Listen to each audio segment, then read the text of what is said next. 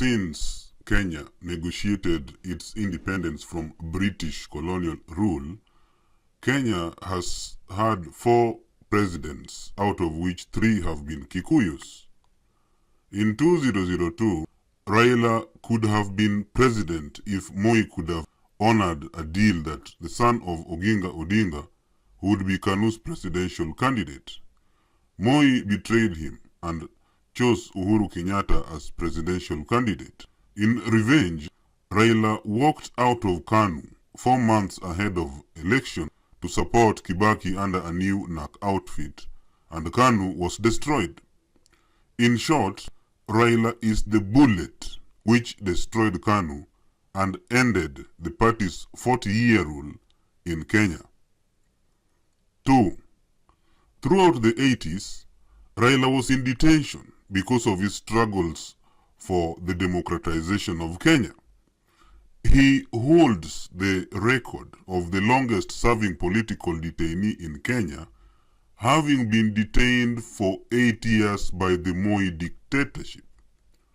All his fellow detainees, who are also struggling for the liberation of Kenya, have either quit politics, sold their souls to the Mafia cartel, forced into exile, or passed away under different circumstances. In terms of those who suffered political persecution at the hands of Moi for the sake of Kenya's liberation, Raila Odinga is the last man standing. In other words, he is the last bullet among the generation of early liberators who have left the scene for various reasons. 3. After Kibaki took over power, he went ahead and presided over a corrupt regime controlled by a tiny Kikuyu Mafia cartel that dictated events in State House.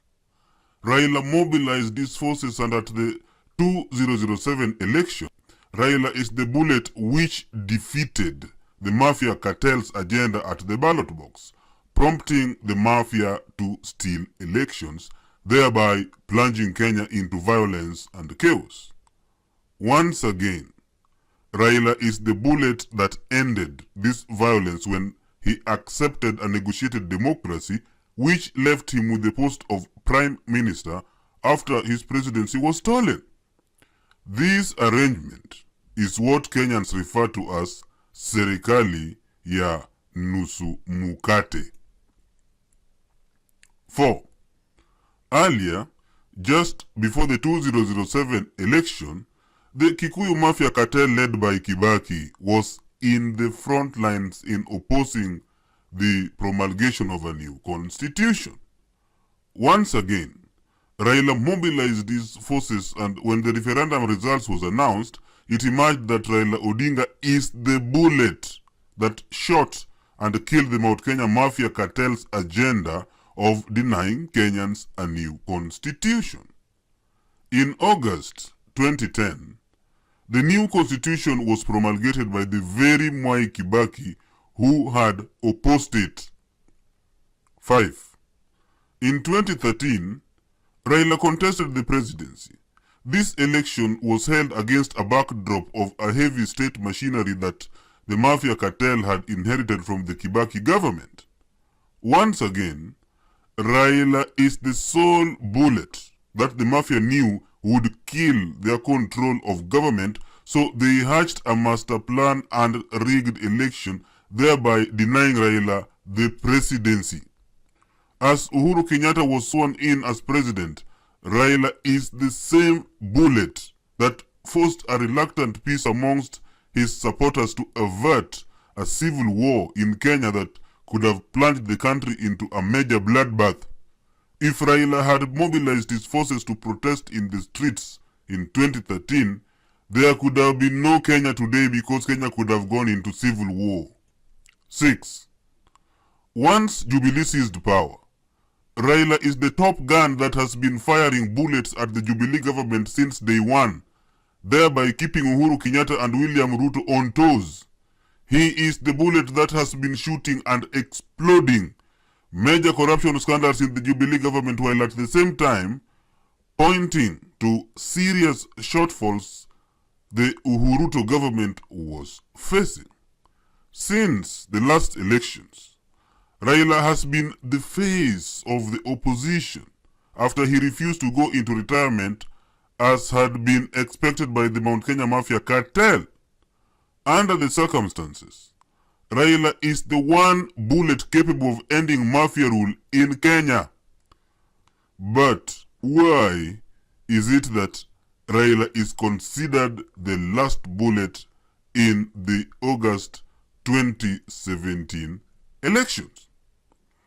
It is because no Kenyan has the experience, the knowledge, the strategy, the will, and the ideas to end the Mount Kenya Mafia rule in Kenya.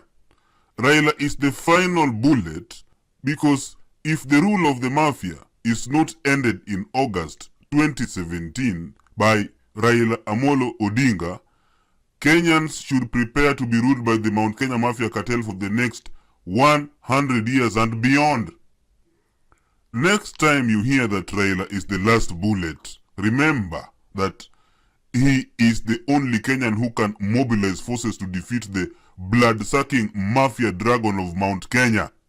This dragon has stolen billions of Kenyan shillings through corruption, murdered and assassinated thousands of Kenyans, violated human rights with impunity, raped the constitution, and subjected millions of Kenyans to despicable lives marked with untold human suffering.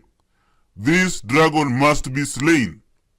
As Raila holds the gun to shoot this murderous and dangerous dragon which eats its own children, and as Raila prepares to fire the last bullet into the forehead of this dragon, the son of Odinga needs your support if you are a progressive Kenyan seeking for real political change in the country called Kenya.